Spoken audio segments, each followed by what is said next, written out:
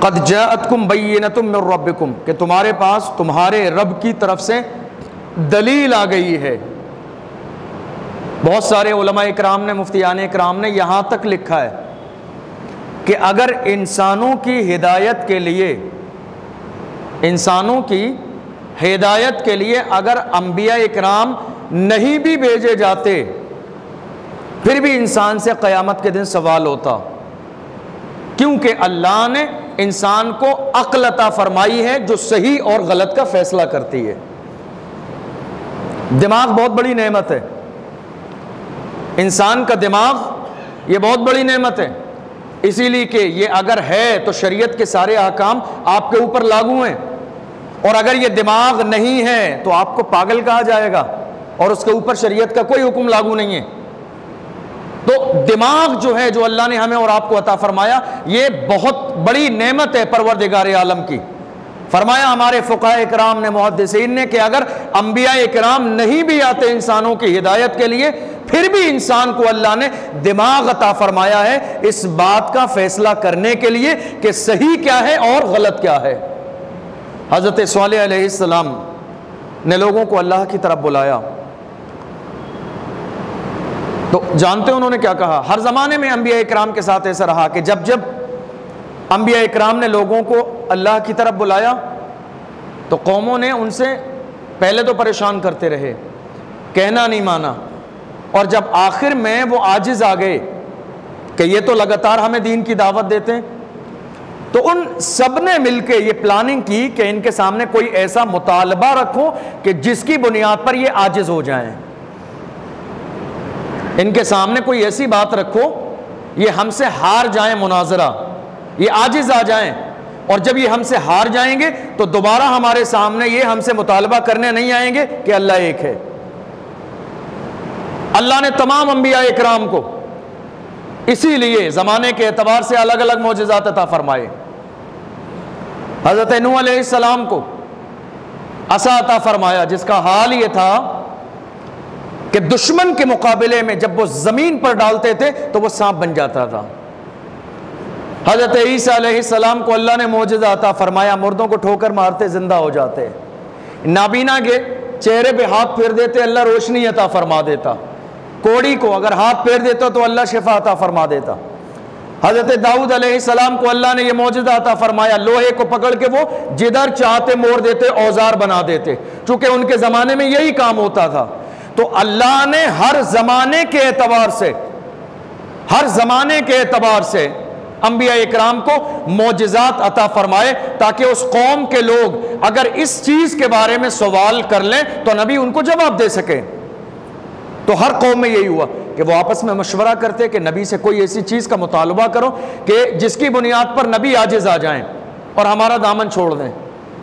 یہی حضرت صالح علیہ السلام کے حوالے سے بھی ہوا۔ حضرت صالح علیہ السلام نے لگاتار سالوں سال لوگوں کو اللہ کی طرف بلایا، نہیں آئے۔ ایک دن انہوں نے آپس میں بیٹھ کر مشورہ کیا کہ ان سے کوئی ایسی چیز کا مطالبہ کرو کہ یہ ہار جائیں، یہ عاجز آ جائیں، یہ جواب نہ دے سکیں، یہ مناظرہ ہار جائیں، اس کی بنیاد پر یہ پھر دوبارہ ہمیں ڈسٹرب نہیں کریں گے۔ ان سب لوگوں نے مل کر یہ مشورہ کیا۔ ہمارے آقا صلی اللہ علیہ وسلم کے زمانے میں بھی ایک دیہات کے رہنے والا سیدھا سادہ انسان آیا، کلمہ نہیں پڑھا تھا، میرے آقا صلی اللہ علیہ وسلم کی بارگاہ میں آیا، کہا میں چاہتا تو ہوں مسلمان ہو جاؤں، میں چاہتا تو ہوں کہ کلمہ پڑھ لوں مسلمان ہو جاؤں، لیکن اگر اپنی آنکھوں سے کچھ دیکھ لوں گا تو تھوڑا سا زیادہ مجھے اطمینان ہو جائے گا، تو آپ مجھے کچھ دکھا دیں، میں اپنی آنکھوں سے کچھ دیکھ لوں گا تو میرا دل زیادہ مطمئن ہو جائے گا، یا رسول اللہ مجھے کچھ دکھا دیں، کوئی معجزہ دکھا دیں۔ اللہ کے رسول صلی اللہ علیہ وسلم نے فرمایا کیا دیکھنا چاہتا ہے؟ اس نے کہا سامنے کھجور کا درخت ہے، اگر یہ چل کے آپ کے پاس آ جائے تو میں کلمہ پڑھ لوں گا۔ یعنی ہر زمانے میں، ہر زمانے میں، ہر زمانے میں وہ کافر ہو، وہ مشرک ہو، اس کا یہ عقیدہ رہا کہ جو نبی ہوتا ہے اللہ اسے سب کچھ کرنے کی صلاحیت عطا فرماتا ہے۔ اور ہم یہ نہیں کہتے, ہمارا یہ عقیدہ نہیں ہے کہ نبی کے پاس جو کچھ ہوتا ہے وہ خود سے ہوتا ہے, بلکہ ہمارا عقیدہ یہ ہے کہ نبی کے پاس جو کچھ ہوتا ہے وہ اللہ کے دینے سے ہوتا ہے, اللہ کی عطا سے ہوتا ہے, چاہے وہ علم غیب ہو یا علم غیب کے علاوہ دیگر چیزیں ہوں, نبی کے پاس جو ہوتا ہے وہ اللہ کے دینے سے ہوتا ہے. ہمارا یہ عقیدہ ہے. اللہ کے رسول صلی اللہ علیہ وسلم نے اس شخص سے کہا, جب تو اس درخت کے پاس جا کے کہہ دے, اے درخت چل تجھے رسول اللہ نے بلایا ہے, کہ تو جا کے کہہ دے درخت کے قریب, تو درخت کے پاس جا کے کہہ دے چل تجھے رسول اللہ نے بلایا ہے. وہ درخت کے پاس جب اس شخص نے جا کے کہا رسول اللہ نے بلایا ہے, حدیث میں ہے درخت میں حرکت پیدا ہوئی, وہ جڑوں سمیت ایک طرف ادھر ہوا, ایک بار ادھر ہوا, اور جڑوں سمیت چلتا ہوا میرے رسول کی بارگاہ میں آیا اور کہا یا رسول اللہ اس خادم کے لیے حکم کیا ہے, ارشاد فرمائیے. اس نے اپنی آنکھوں سے دیکھ لیا, جسے کوئی معجزہ دیکھنا تھا, جسے کوئی دلیل چاہیے تھی, اپنی آنکھوں سے دیکھ لیا. یا رسول اللہ میں مطمئن ہو گیا ہوں انک رسول اللہ, میں گواہی دیتا ہوں اللہ آپ اللہ کے پیغمبر ہیں. اب بہت سارے لوگ کہہ دیتے ہیں یار یہ ہمارے سمجھ میں نہیں آتی یہ بات, ایسا کیسے ہو سکتا ہے. بہت سارے لوگ کہہ دیتے ہیں یار ایسے کیسے ہو سکتا ہے, درخت زمین سے کیسے نکل سکتا ہے, چاند کے 2 ٹکڑے کیسے ہو سکتے ہیں, نبی کی انگلیوں سے پانی کے چشمے کیسے جاری ہو سکتے ہیں, مردے زندہ کیسے ہو سکتے ہیں, ڈوبا ہوا سورج واپس لوگ کہتے ہیں ہماری سمجھ میں نہیں آ رہی ہے, ہماری سمجھ میں نہیں آ رہی ہے. معجزہ کہتے ہی اسے ہیں جو انسان کے دماغ میں نہ آئے. معجزے کی ڈیفینیشن ہی یہی ہے, معجزے کا مطلب یہی ہے انسان کی عقل کو عاجز کر دینے والا, جو انسان کے دماغ میں نہ آئے اسی کو معجزہ کہا جاتا ہے. معجزے کا مطلب یہی ہے جو ہمارے دماغ میں نہ آئے. معجزے کا مطلب یہی ہے جو انسان کی سوچ سے بلند ہو, جو انسان کی فکر سے بلند ہو, جو انسان کی طاقت سے بلند ہو, جو انسان کی پرواز سے بلند ہو. معجزہ اسی کو کہا جاتا ہے جو ہمارے دماغ میں نہ آئے, جو ہمیں عاجز کر دے, جو ہمیں حیرت میں ڈال دے, ہمیں سوچنے پہ مجبور کر دے. معجزہ اسی کو کہا جاتا ہے. میرے آقا صلی اللہ علیہ وسلم کے لاکھوں معجزے ہیں, کروڑوں معجزے ہیں, اور تو اور میرے رسول کا سونا بھی معجزہ ہے, جاگنا بھی معجزہ ہے, میرے رسول کا کھانا بھی معجزہ ہے, اور دنیا میں چلنا بھی معجزہ ہے. زندگی کا ہر لمحہ میرے رسول کا معجزہ ہے. اللہ کے رسول صلی اللہ علیہ وسلم آرام فرما رہے تھے حضرت انس کے گھر پہ, تو ان کی ماں جو ہے, گرمی کا موسم تھا, حضور کی پیشانی پہ پسینے کے قطرے جمع ہو گئے. جب گرمی ہوتی نا, زیادہ پسینہ آتا ہے تو بالکل قطرے جمع ہو جاتے ہیں. تو وہ گھر میں شیشی تلاش کر رہی تھیں, کوئی شیشی مل جائے. حضرت انس بچپن کے دور میں تھے, اپنی ماں سے کہتے ہیں کیا کام ہے شیشی کا, کیا کرو گی, کہا دیکھتے رہو کیا کروں گی. جب شیشی مل گئی, ایک چھوٹی سی لکڑی لی, اللہ کے رسول آرام فرما رہے, حضور کے قریب گئیں, اور جانے کے بعد میں انہوں نے ماتھے سے اس شیشی کو لگایا, اور اس لکڑی کے ذریعے پسینے کے قطروں کو اس شیشی میں جمع کرنے لگی. کیا کرو گی؟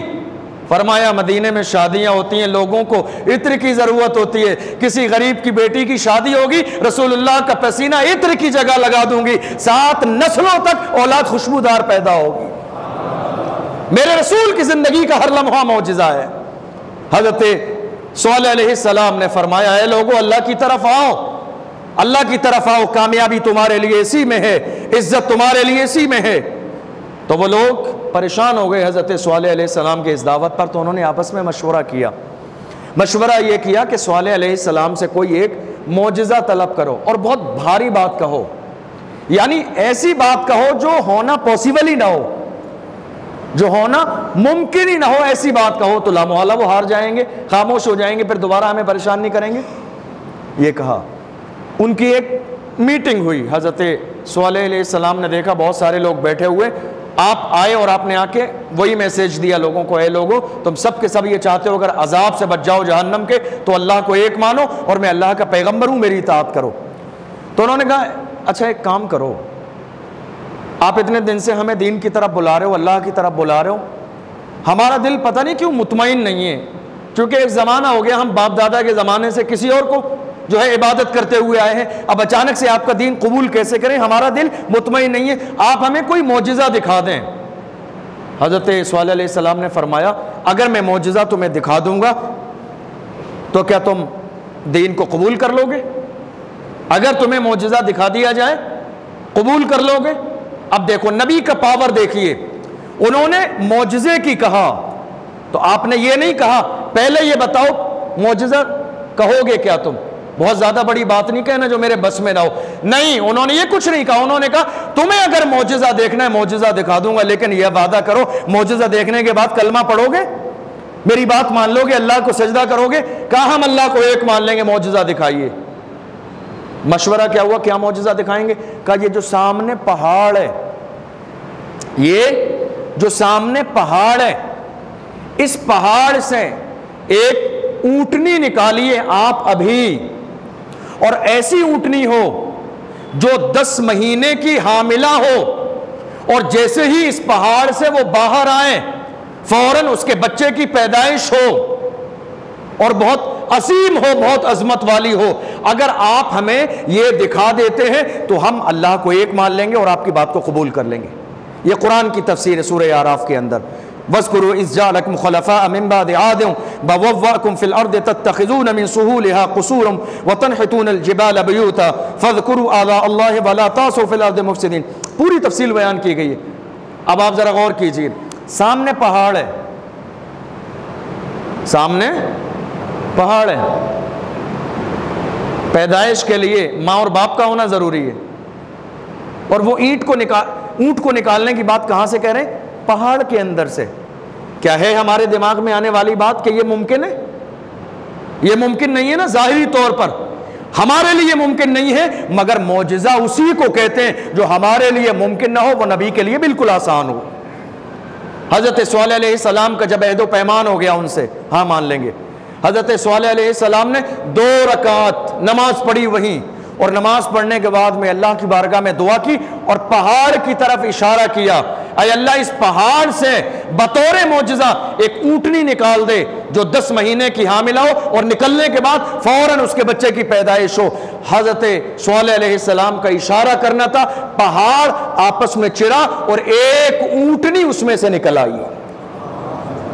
یہ قصے کہانیاں نہیں ہیں، یہ کسی لکھنے والے کی کتاب نہیں، یہ قرآن کا ترجمہ اور تفسیر بتا رہا ہوں آپ کو۔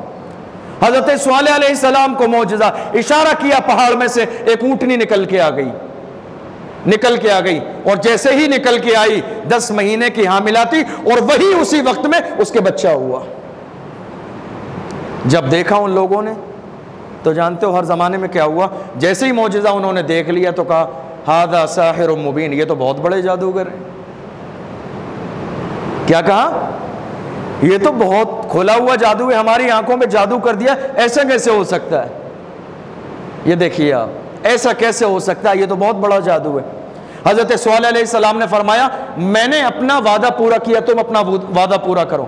کچھ لوگ کلمہ پڑھ کے مسلمان ہوئے، لیکن صحیح معنی میں جو بڑے لوگ تھے، جو سردار تھے اس قوم کے، وہ جادو کہہ کر الگ ہو گئے اور انہوں نے اس بات کو نہ مانا۔ حضرت صالح علیہ السلام نے ارشاد فرمایا فَعَقَرُوا النَّاقَةَ وَعَتَوْا عَنْ أَمْرِ رَبِّهِمْ وَقَالُوا يَا صَالِحُ ائْتِنَا بِمَا تَعِدُنَا إِن كُنتَ مِنَ الْمُرْسَلِينَ فَأَخَذَتْهُمُ الرَّجْفَةُ فَأَصْبَحُوا فِي دَارِهِمْ جَاثِمِينَ۔ حضرت صالح علیہ السلام نے جب ان کو سمجھایا نہیں آئے تو حضرت صالح علیہ السلام نے ارشاد فرمایا اے لوگو اس اونٹنی کو آزاد چھوڑ دو، اس اونٹنی کو اب تم آزاد چھوڑ دو، جنگل میں اسے کھانے دو، چرنے دو، نہ اس کو تکلیف دینا، نہ اس کو غلط نیت سے ہاتھ لگانا، ورنہ اللہ کا عذاب تمہارے اوپر نازل ہو جائے گا، اس سے تکلیف مت دینا۔ وہاں ایک کنواں تھا پانی پینے کا، تو حضرت صالح علیہ السلام نے باری مقرر فرمائی کہ ایک دن پانی اس اونٹنی کے لیے ہے، اس دن تمہارا کوئی جانور نہیں آئے گا، اور دوسرے دن اس کنویں کا پانی تمہارے جانوروں کے لیے ہے، اس دن اونٹنی پینے کے لیے نہیں آئے گی۔ اب کیا ہوا کہ بالکل ایسے ہی ہوتا، تھوڑے زمانے تک تو یہ چلتا رہا، حضرت صالح علیہ السلام کی اونٹنی پانی پینے کے لیے آتی، پانی پی لیتی، اور جس دن وہ پانی پی لیتی اس دن اللہ کا کرم یہ ہوتا کہ صبح سے لے کر شام تک لوگ اس کا دودھ نکالتے رہتے، کم نہیں ہوتا، شام تک پورے قبیلے کے لوگ اس کا دودھ پی لیتے۔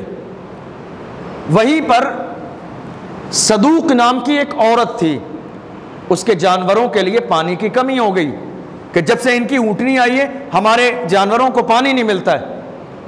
تو اس نے کچھ لوگوں کو بلایا, اس کے پاس کئی نوجوان بیٹیاں تھیں.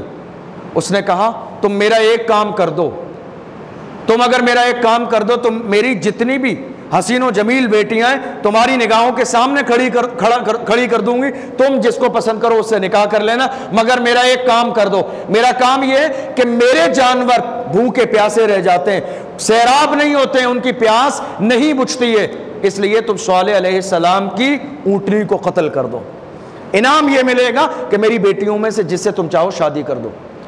ان لوگوں نے آپس میں پلاننگ کی, اور پلاننگ کرنے کے بعد میں حضرت صالح علیہ السلام کی اونٹنی کی نیچے کے پیروں کی نسیں کاٹ دی, جس کی بنیاد پر اس کے جسم کا سارا خون نکل گیا.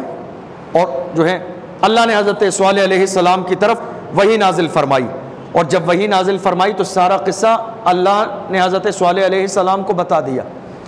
حضرت صالح علیہ السلام نے ان لوگوں سے فرمایا اے لوگوں اب تم تیار ہو جاؤ, تمہارے پاس عنقریب اللہ کا عذاب نازل ہونے والا ہے.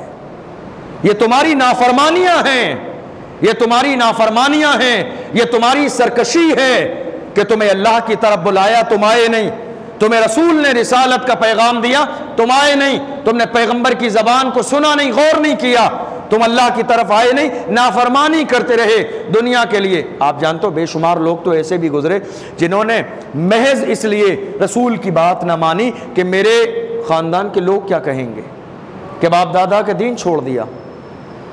کتنے لوگوں نے اس لیے دین قبول نہیں کیا کہ سماج کے لوگ کیا کہیں گے, جس دین پر 50 سال سے جس طریقے پر جس رسم پر تھے چھوڑ دیا. یہ آج بھی ہو رہا ہے. آج مسلمانوں میں ہزاروں کی تعداد میں ناجائز و حرام رسمیں, شادی میں, بیاہ میں, ایصال ثواب میں, نذر و نیاز میں, ہر چیز میں غلط رسمیں موجود ہیں. اور اگر لوگوں کو سمجھایا جائے کہتے ہیں اب کیا کریں, اب سماج کے لیے کرنا پڑتا ہے. تو یہ جو تمہارا کام ہے نا, یہ ایصال ثواب, یہ جو ایصال ثواب ہے نا, یہ ثواب کے لیے نہیں ہے, یہ سماج کے لیے ہے, ثواب کے لیے نہیں ہے, ثواب کے لیے نہیں ہے, سماج کے لیے ہے. اس لیے کہ ثواب تو تب ہوگا نا جب تم قرآن کے مطابق کرو گے, ثواب تو جب ہوگا نا جب تم رسول کے حکم کے مطابق کرو گے, ثواب تو جب ہوگا جب تم شریعت کے حکم کے مطابق کرو گے. اور اگر تم شریعت کے حکم کے مطابق نہیں کرو گے تو ثواب نہیں ہوگا. یہ ثواب کے لیے نہیں ہوگا, یہ سماج کے لیے ہوگا کہ لوگ کیا کہیں گے, سماج کیا کہے گا, خاندان والے کیا کہیں گے, ملنے والے کیا کہیں گے. آج قوم مسلم کے اندر سب سے بڑی برائی یہی ہے کہ وہ اللہ سے نہیں ڈرتے, سماج سے سب سے زیادہ ڈر ہے, لوگوں سے ڈر ہے, سماج سے ڈر ہے, رشتہ داروں سے ڈر ہے. 40واں نہیں کریں گے تو لوگ کیا کہیں گے, سوا مہینے کی فاتحہ میں 1000 لوگوں کو بلائیں گے نہیں تو لوگ کیا, یہ ساری چیزیں. میرے پاس ایک شخص آیا, کہا حضرت 2-3 سال پہلے کی بات ہے, میرے والد کا انتقال ہوا, سوا مہینے کی فاتحہ کرنے کی میری گنجائش نہیں تھی, غریب آدمیوں, رکشہ یا آٹو چلاتا ہوں. میں نے کہا میں مختصر گھر میں نیاز کروں گا, میرے خاندان والوں نے میرا بائیکاٹ کر دیا. شہر ویلواڑہ کی بات بتا رہا ہوں, خاندان والوں نے بائیکاٹ کر دیا, ہم تیری نیاز میں شرکت ہی نہیں کریں گے, ہمارے خاندان کی عزت کا سوال ہے, بڑا انتظام کرنا پڑے گا جس میں 500,000 لوگ کھانا کھانے کے لیے آئیں, زمانہ کر رہا ہے, کوئی نیا کام تھوڑی ہے تیرے لیے. اس نے کہا میری حیثیت نہیں ہے, میری حیثیت نہیں ہے, میری گنجائش نہیں ہے, نہیں کر سکتا میں, میرے پاس پیسے نہیں ہیں. تو جانتے ہو رشتہ داروں نے کیا کہا, رشتہ داروں نے کہا تجھے کچھ نہیں کرنا, تو بس ہاں کر, انتظام ہو جائے گا, ہم مارکیٹ سے انتظام کرا دیں گے. اب یہ مارکیٹ سے انتظام کہاں سے کرائیں گے, یہ پرسنٹیج پہ سود لے کے آئیں گے, یہ حرام پیسہ لے کے آئیں گے, یہ بیاج لے کے آئیں گے, اور اسی بیاج پہ قرآن پڑھوائیں گے, اسی بیاج کے پیسے میں قرآن کی تلاوت فاتحہ کرائیں گے, مردے کو ایصال ثواب کرائیں گے تاکہ وہ ڈائریکٹ جنت میں چلا جائے. دیکھیے, سوچ دیکھیے, سوچ دیکھیے. میرے رسول نے فرمایا لعن اللہ آکل الربا وموکلہ وکاتبیہ وشاہدیہ, اللہ نے سود لینے والے پر لعنت فرمائی ہے, سود دینے والے پر لعنت فرمائی ہے, دلوانے والے پر لعنت فرمائی ہے, گواہی دینے والے پر لعنت فرمائی ہے, اور سود کے کاغذات تیار کروانے والے پر بھی اللہ نے لعنت فرمائی ہے. زبردستی رشتہ داروں نے سود پر پیسے دلوائے, کھانا تیار ہوا، اسی پر نیاز لگی، قرآن خوانی ہوئی، امام صاحب بھی آ گئے، سب نے بڑھیا سے دعوتیں اڑائیں۔ وہ شخص بیچارہ، آپ یقین جانیے اللہ کے گھر میں بیٹھا ہوں، اس کی آنکھوں میں آنسو تھے۔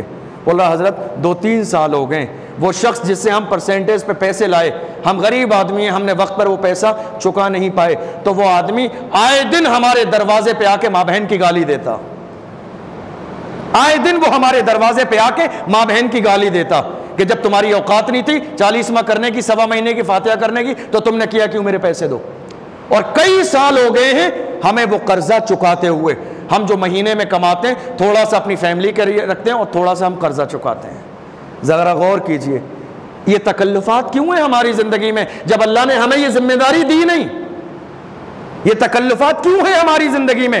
قرآن نے تو ہمیں حکم نہیں دیا، شریعت نے تو ہمیں یہ حکم نہیں دیا۔ اسلام کا حکم یہ ایصال ثواب کرو، کھانا بھی نہیں ہے، پانی رکھ کے فاتحہ پڑھ دو گے وہ بھی ہو جائے گا۔ پانی بھی نہیں ہے، قرآن پڑھ کے اللہ کی بارگاہ میں دعا کر دو گے، اے اللہ قرآن پڑھنے پر جتنی نیکیاں ملی ہیں اس کا ثواب میرے والد کو پہنچ جائے، ایصال ثواب ہو جائے گا۔ تو ہمیں یہ کرنے کی ضرورت نہیں ہے۔ سماج کیا کہے گا؟ ہم کام ثواب کے لیے کریں، سماج کے لیے نہیں، چونکہ قیامت کے میدان میں ثواب کام آئے گا، سماج کام نہیں آئے گا۔ ثواب کو ثواب کے طریقے سے کیجئے جو اللہ کے رسول کا حکم ہے۔ میں ہمیشہ جمعے میں کہتا ہوں نظر و نیاز کیجئے، فاتحہ کیجئے، پھول چڑھائیے، چادریں چڑھائیے، سارے کام کیجئے، لیکن ان سارے کاموں میں کرنے سے پہلے کسی بھی پڑھے لکھے قابل ذمہ دار عالم کے پاس جا کے شریعت کا مسئلہ ضرور پوچھئے کہ ہم یہ کام کرنا چاہتے ہیں، شریعت نے اس مسئلے میں کیا لمٹ ہمارے لیے مقرر فرمائی ہے۔ سارے کام کیجئے، لیکن کام کرنے سے پہلے، شادی ہو، بیاہ ہو، نکاح ہو، طلاق ہو، ایصال ثواب، کوئی کام ہو، کرنے سے پہلے کسی بھی عالم اور مفتی کے پاس جا کے پوچھئے کہ شریعت نے اس کے لیے ہمارے لیے کیا لمٹ مقرر فرمائی ہے۔ جو قرآن کا حکم ہے ہم اسی کے مطابق کریں گے، جو رسول کا حکم ہے ہم اسی کے مطابق کریں گے۔ یہ ہے ایمان کا تقاضا۔ بے شمار کام آج ہمارے یہاں ایسے ہو رہے ہیں کہ جس کا شریعت نے ہم سے مطالبہ نہیں کیا، شریعت کا ہمارے لیے حکم نہیں ہے، لیکن محض ہم دکھاوے کے لیے کرتے ہیں، ہم دکھاوے کے لیے کرتے ہیں، ہم ریاکاری کے لیے کرتے ہیں۔ میرے رسول نے تو یہاں تک فرمایا ایک ہاتھ سے دو تو دوسرے ہاتھ کو خبر نہ ہو۔ اتنی خاموشی کے ساتھ نیک کام کرو، اتنی خاموشی کے ساتھ کسی کو صدقہ دو، اتنی خاموشی کے ساتھ کسی کو ہدیہ دو، اتنی خاموشی کے ساتھ کسی کو افطار کی دعوت دو، اتنی خاموشی کے ساتھ کسی غریب کے گھر رات کے اندھیرے میں راشن پہنچاؤ۔ یہ کوئی نئی بات نہیں ہے، فاروق اعظم کا یہی دور تھا۔ رات کے اندھیرے میں وقت کے فاروق اعظم امیر المومنین رات کے اندھیرے میں پھٹی پرانی چادر اوڑھنے کے بعد سامان کی بوری اپنے سر پہ جا کے غریب کے دروازے پہ رکھ کے واپس آ جاتے تاکہ غریب کا دروازہ کھلے تو اس کو یہ احساس نہ ہو کہ لانے والا کون ہے۔ یہی حکم ہے اسلام کا، دکھاوا نہیں۔ آج ہزاروں کام ہماری زندگی میں ایسے ہیں کہ جو ہم محض اس لیے چھوڑنے کے لیے تیار نہیں ہیں کہ سماج کیا کہے گا۔ یہ سوچ کسی دور میں مسلمانوں کی نہیں رہی، ایمان والوں کی سوچ یہ ہے۔ پہلے کے زمانے میں شراب، چونکہ جب کفر کا دور تھا تو لوگ شراب پیتے تھے۔ جب اسلام آیا، قرآن کی تفسیر میں ہے، آئے گا انشاءاللہ کسی دن، جب اسلام آیا اور اسلام نے فرمایا اے محبوب اعلان فرما دو شراب حرام ہے، قرآن کی تفسیر میں ہے، میرے رسول نے جس دن اعلان فرمایا مسلمانوں کے سامنے، اے مسلمانوں اللہ نے آج تمہارے لیے شراب کو حرام قرار دے دیا ہے، کتابوں میں لکھا ہوا ہے۔ اس دن حال یہ تھا مدینے کی گلیوں میں شراب ایسے بہ رہی تھی گویا کہ کہیں سے بارش آ گئی ہو، باڑھ آ گئی ہو۔ ایک لمحے کے لیے کسی مسلمان نے، کسی ایمان والے نے یہ دماغ نہیں لڑایا کہ ہم 50 سال سے پیتے آئے ہیں، جب پیتے تھے، جب نہیں جانتے تھے۔ آج ہم نے رسول اللہ کا دامن تھام لیا ہے، اب ایمان کا مطلب یہی ہے جو میرے نبی نے کہا اس کے مطابق عمل کیا جائے۔ حضرت صالح علیہ السلام کی قوم نے کس لیے دین قبول نہیں کیا؟ لوگ کیا کہیں گے، سماج کیا کہے گا۔ حضرت صالح علیہ السلام نے ارشاد فرمایا وَإِلَىٰ ثَمُودَ أَخَاهُمْ صَالِحًا قَالَ يَا قَوْمِ اعْبُدُوا اللَّهَ مَا لَكُم مِّنْ إِلَٰهٍ غَيْرُهُ قَدْ جَاءَتْكُم بَيِّنَةٌ مِّن رَّبِّكُمْ هَٰذِهِ نَاقَةُ اللَّهِ لَكُمْ آيَةً فَذَرُوهَا تَأْكُلْ فِي أَرْضِ اللَّهِ وَلَا تَمَسُّوهَا بِسُوءٍ فَيَأْخُذَكُمْ عَذَابٌ أَلِيمٌ۔ حضرت صالح علیہ السلام نے فرمایا اب تم انتظار کرو، 3 دن کے بعد، ہفتے کے دن تمہارے اوپر اللہ کا عذاب آئے گا۔ پہلے ہی بتا دیا 3 دن کے بعد ہفتے کے دن تمہارے اوپر اللہ کا عذاب نازل ہوگا۔ نشانی کیا ہے؟ نشانی یہ ہے کہ پہلے دن تم سب کے چہرے پیلے پڑ جائیں گے، یہ پہلی نشانی ہے عذاب آنے کی، اور دوسرے دن تم سب کے چہرے سرخ ہو جائیں گے، اور جب تیسرا دن آئے گا تو تمہارے چہرے کالے پڑ جائیں گے، تمہارے گناہوں کی وجہ سے، تمہاری نافرمانی کی وجہ سے تمہارے چہرے کالے پڑ جائیں گے۔ اور اگر آپ نے کبھی غور کیا ہو، بہت سارے ایسے جنازے ہمارے سامنے سے گزرتے ہیں کہ لوگ جب چادر ہٹا کے دیکھتے ہیں نا تو زندہ تھا تو چہرہ کچھ اور تھا، مرنے کے بعد بہت سارے لوگوں کے چہرے بگڑ جاتے ہیں۔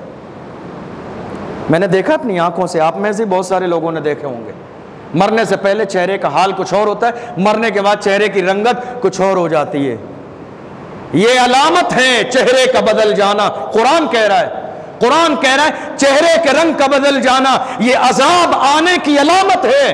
حضرت صالح علیہ السلام نے فرمایا عذاب کی علامت تمہارے لیے ہے، پہلے دن تمہارا چہرہ زرد ہو جائے گا، پیلا پڑ جائے گا، دوسرے دن تمہارا چہرہ سرخ ہو جائے گا بالکل، اور تیسرے دن تمہارا چہرہ کالا پڑ جائے گا۔ یہ عذاب کی علامت ہے، تم انتظار کرنا، اس کے بعد اگلے دن ڈائریکٹ تمہارے اوپر اللہ کا عذاب نازل ہو جائے گا۔ پہلے دن یہ ہوا، قوم سمود کے اندر یہ ہوا، پہلے دن ان کا چہرہ زرد ہوا تو کچھ لوگ خوف کھانے لگے، کچھ لوگوں نے کہا ارے نہیں جادو کر دیا صالح نے ہمیں پریشان کرنے کے لیے۔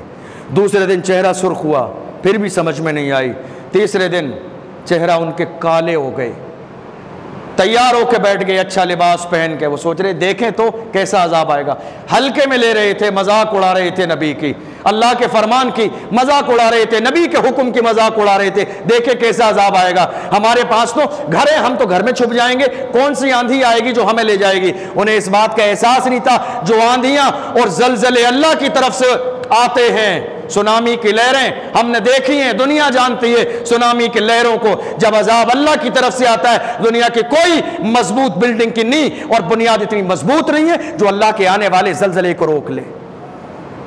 چوتھے دن وہ انتظار میں تھے، ہم دیکھیں عذاب آئے گا تو کیسا آئے گا۔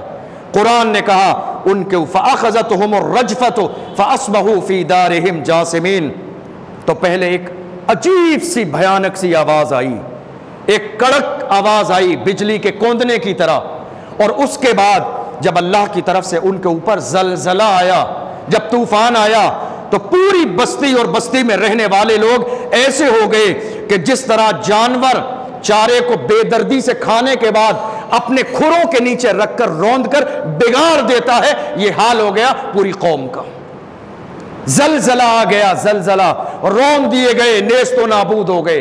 حضرت صالح علیہ السلام اور صالح علیہ السلام کے جو ماننے والے لوگ تھے ان کو لے کر حضرت صالح علیہ السلام جنگل کی طرف چلے گئے، وہاں زلزلہ نہیں آیا، غور کیجیے اس بات پر، سب جگہ زلزلہ آیا لیکن جہاں ایمان والے موجود تھے، جہاں اللہ کو ماننے والے موجود تھے، نبی کا حکم ماننے والے موجود تھے، وہاں زلزلہ نہیں آیا، وہ سلامت رہے، باقی سب پر زلزلہ آ گیا، سب تباہ و برباد ہو گئے۔ زلزلہ جانے کے بعد میں حضرت صالح علیہ السلام ان کے قریب آئے، فتول عنہم وقال یا قوم لقد ابلغتکم رسالۃ ربی ونصحت لکم ولکن لا تحبون الناصحین۔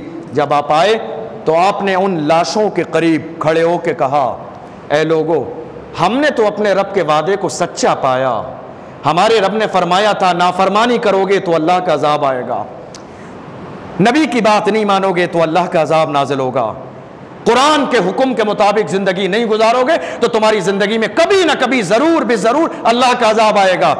اللہ کا عذاب آ گیا، اللہ کا جو وعدہ اللہ نے ہم سے فرمایا عذاب کا وہ سچ ہو گیا۔ تم بتاؤ کیا تم نے جو امیدیں لگائی ہوئی تھیں کیا تمہارا وعدہ تمہارے لیے سچ ہو گیا؟